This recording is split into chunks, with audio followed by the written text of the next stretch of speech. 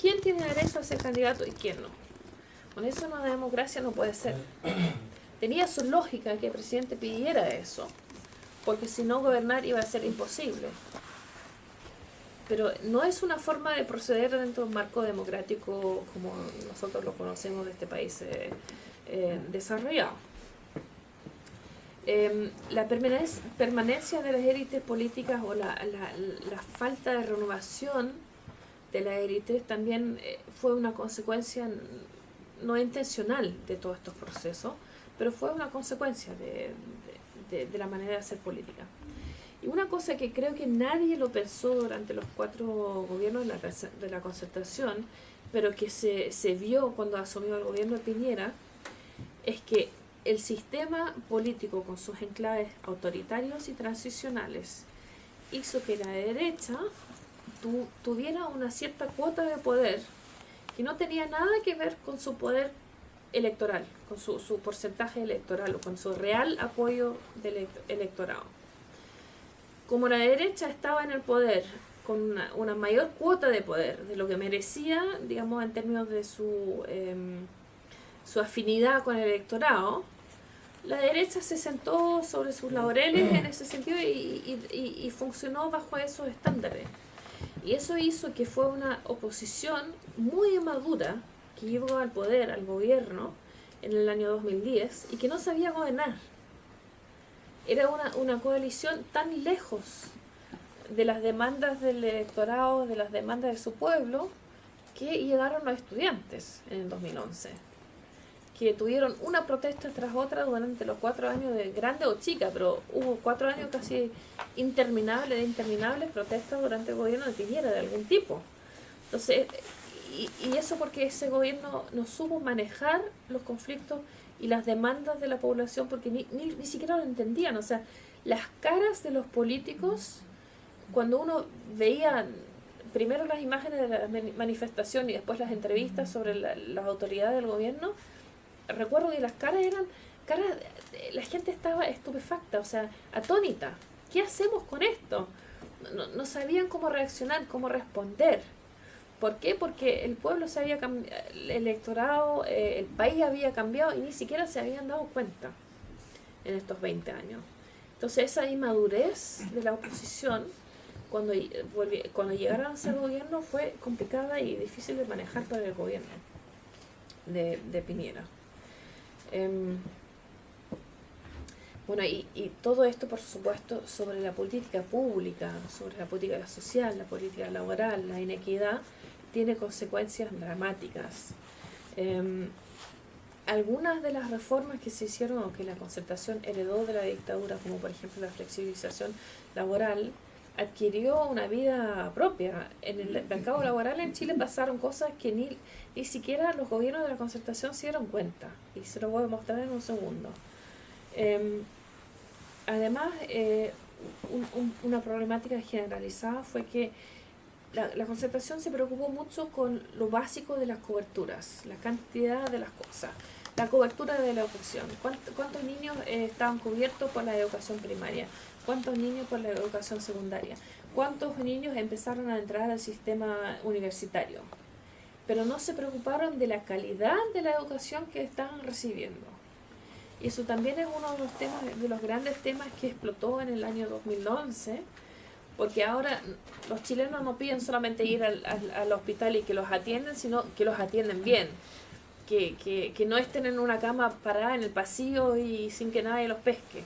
O sea, las demandas ahora son bien diferentes, y la Concertación durante sus 20 años invirtió poco en calidad, invirtió en extender la cobertura de las cosas, que por supuesto que hay un proceso que hay que hacer y es probablemente prioritario, pero también hay que enfocarse en la calidad sin dejarla de lado. Entonces esos son un poco las consecuencias, digamos, no intencionales de todos estos procesos. Una cosa importante que además creo que sale de estos 20 años de la Concertación es que el modelo económico mismo no es muy sustentable así como está. Uno no puede cerrar brechas de desarrollo basado en el precio del cobre. uno no puede cerrar una brecha de desarrollo basado en la demanda de corto plazo de los chinos por una materia prima. El modelo actual, con una gama de productos que exporta, que es la misma hoy en día que hace 40 años atrás, no cierra brechas de desarrollo. Y es un punto clave, y creo que hasta la fecha falta conciencia sobre eso en Chile, porque mientras haya crecimiento económico, mientras haya una tasa alta de crecimiento económico, sobre todo ahora bajo el gobierno de Piñera, que según la retórica oficial hizo maravillas para que el crecimiento de Chile fuera más rápido, no hicieron nada en términos de política pública. La política pública no pescó la economía, solamente aumentó la demanda por productos chilenos de parte de los chinos, y ahora que esa demanda se está cayendo, está también cayéndose la tasa de crecimiento de Chile. Entonces, Chile está en el fondo a la deriva en términos económicos, sin dirección y sin algún manejo de recursos y pensamiento de largo plazo, sobre todo. Creo que eso fue una de las grandes fallas de la Concertación y con la cual todavía estamos lidiando hoy en día. Y eso hace que si miramos Chile desde la exigencia de cerrar brecha de desarrollo, si miramos Chile en términos de, por ejemplo, porcentajes del PIB de Estados Unidos, Chile ha cerrado un poco esa brecha, pero no lo suficiente como para llegar a pasar a ser un país desarrollado. Y si aumenta el ingreso per cápita en Chile, el aumento de ese ingreso no necesariamente significa que va a ser un país desarrollado. Significa que la gente va a tener más ingresos, pero las disparidades de ingresos, las disparidades en salud, en educación, siguen siendo las mismas. Entonces la pregunta es cuánto va a ser cuán capaz va a ser el gobierno que entra ahora de cambiar esas estructuras que todavía frenan Chile, el desarrollo de Chile. Bueno, cada uno de los capítulos que vean en el libro analiza estos temas un poco desde estas perspectivas y buscando también el punto de transición, o sea, a partir de qué momento en el tiempo podría haberse hecho un mayor intento como para hacer reformas más estructurales. Y también entrando un poco más específicamente a la temática del libro, el libro trata de desmistificar algunos temas cruciales de la Concertación que se convirtieron en parte de la retórica. Antes le decía que en gran parte la Concertación ha sido un modelo muy exitoso, pero en parte ese éxito también fue una construcción retórica. ¿Y a qué me refiero con eso? Les voy a mostrar un poco con datos que van a ser difíciles de ver, pero les puedo dar una idea. ¿A qué me refiero con eso? La Concertación construyó su propio relato. Y un ejemplo muy concreto es que, por ejemplo, la presidenta Bachelet, cuando estaba en su gobierno, hizo varias políticas sociales que son bien conocidas. Después llegó la crisis económica y el enfoque de la atención política se fue sobre el tema macroeconómico y la crisis mundial que estaba sacudiendo el mundo en ese tiempo. Ahora, cuando uno miraba los 4 años de la presidenta desde una perspectiva objetiva, no había un relato o una visión de país que realmente marcaba el camino. ¿Qué hizo ese gobierno? Puso un equipo en la Moneda que empezó a construir un relato, que construyó un relato muy específico de que esto había sido el gobierno de los logros sociales de la Concertación. Y eso es bien relativo, o sea, yo puedo comparar el gobierno de la presidenta con el gobierno de Lagos o con el gobierno de Aylwin. Cada uno tuvo su éxito social o su fallo, también sus fallas en el ámbito social. Yo no diría que el gobierno de la presidenta Bachelet fue más exitosa en términos de política social que los otros, pero su relato se basa en eso y lo construyeron deliberadamente. Se puso un equipo dedicado a eso, para construir ese relato. Entonces, la fama hoy en día de la presidenta es que es la presidenta de lo social. La Concertación, siguiendo con esta temática, heredó una tremenda deuda social de la dictadura, y en los primeros años después del 90 invirtió mucha retórica y también muchos recursos en superarla. Vamos a ver un poco cuánto lo logró. Cada gobierno de la Concertación también tenían programas sociales emblemáticos, como por ejemplo Chile Joven, Chile Barrio, Chile Solidario, Chile Crece Contigo, que también eran considerados como emblemáticos de esos gobiernos y simbólicos o símbolos de su avance social. Había un mito de que el crecimiento económico nos va a solucionar los problemas laborales también. Vamos a ver un poco más adelante que eso no es el caso. Y la idea también que regía era que si hay una falla en el mercado, la política social la puede compensar. O sea, si yo no tengo suficientes empleos o si los ingresos de mis empleos no son suficientemente altos, yo pongo una política social que la pueda compensar. Estos son un poco lo que estoy mostrando es la retórica de la Concertación, y lo que voy a comentar de ahora en adelante es que no fue tan así. Empezando, voy a saltarme dos cosas que ya los dije. Empezando con el tema de la pobreza. Probablemente todos ustedes saben que cuando uno habla de Chile y sobre todo del modelo de desarrollo chileno, la gente no solamente se refiere al éxito económico de Chile, sino también al éxito de cómo bajaron la pobreza bajo la Concertación.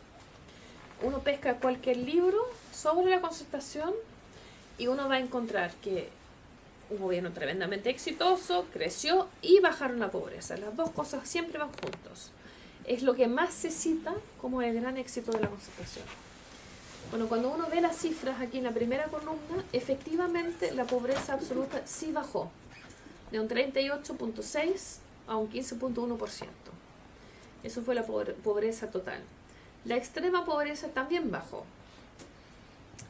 Pero cuando yo me fijo cuánto fue el gasto social que se dirigió a esa pobreza, voy a ver que en las cifras no hay mucho aumento de gasto social.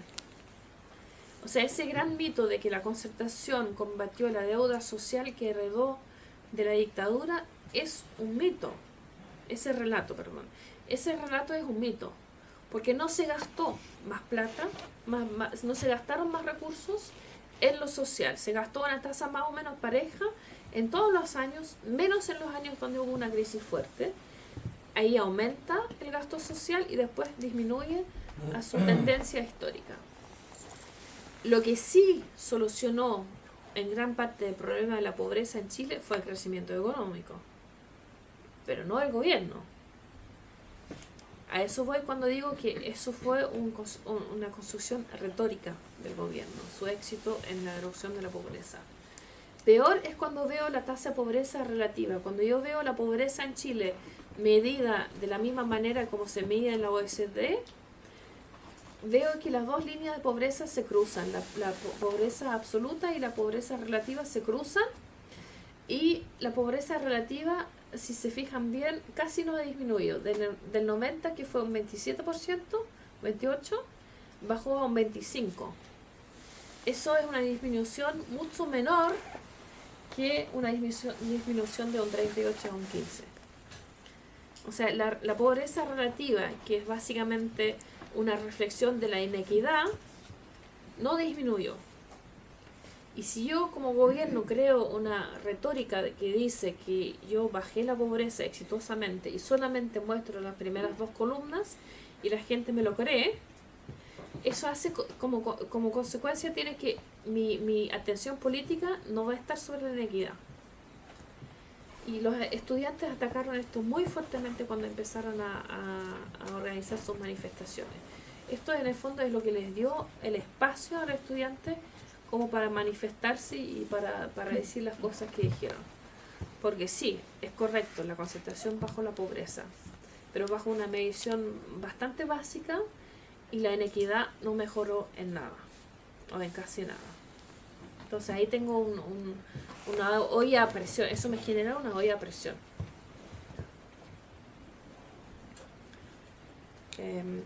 Cuando hablo del mercado laboral me pasa una cosa parecida.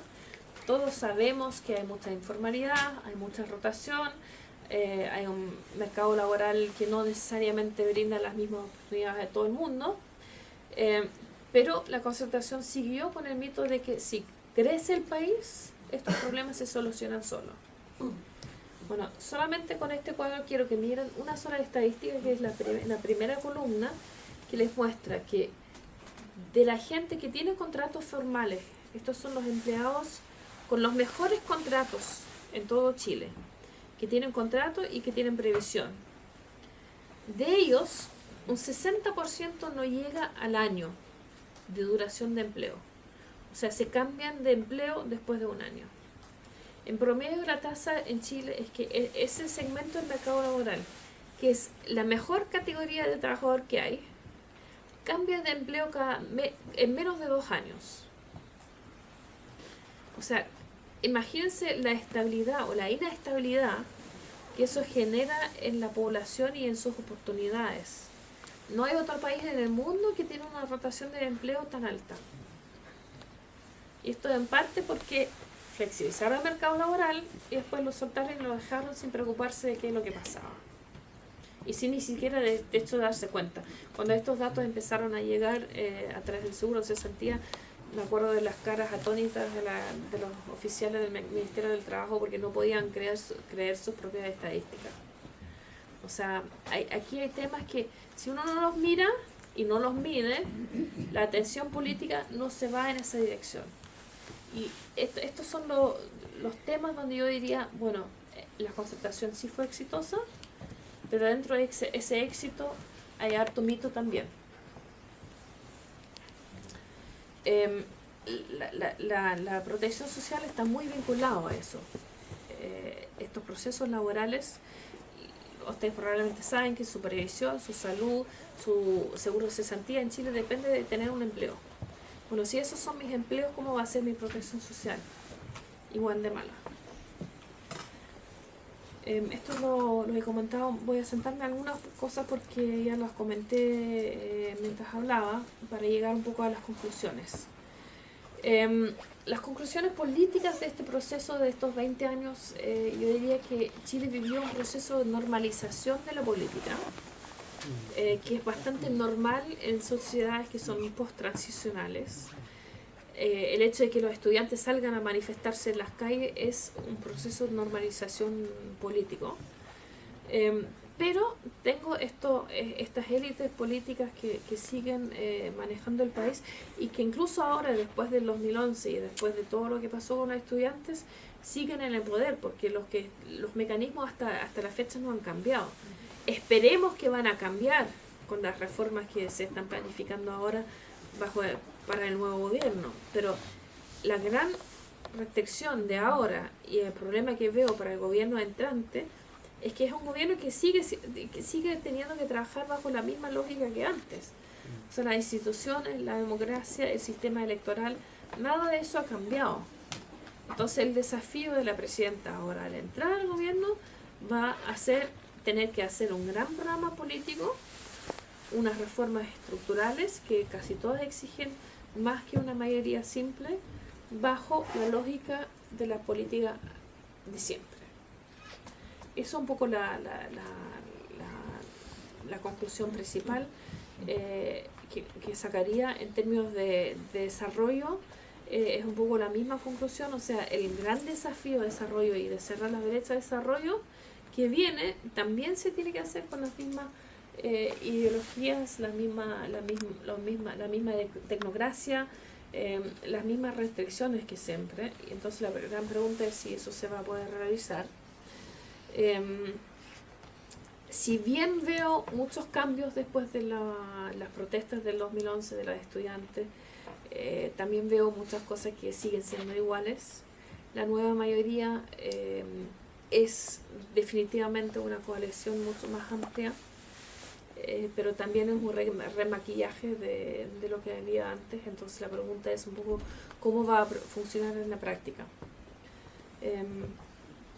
Bachelet, como probablemente ustedes saben, prometió 3 ejes principales de reforma, que son reforma fiscal, reforma educacional y de reforma constitucional.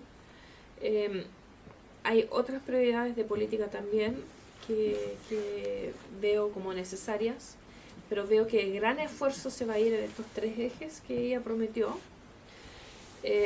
con una mayoría como la concertación nunca ha visto antes, pero con la restricción de que esto tiene que hacerse dentro de un periodo de 4 años, no reelegibles, que es muy difícil lograr eso. Ella veo un avance en la manera en la que ella nombró su gabinete. Veo un gabinete mucho más político que tecnocrático, que va a ser, debería tener mejor capacidad como para aprobar legislación que los gabinetes anteriores.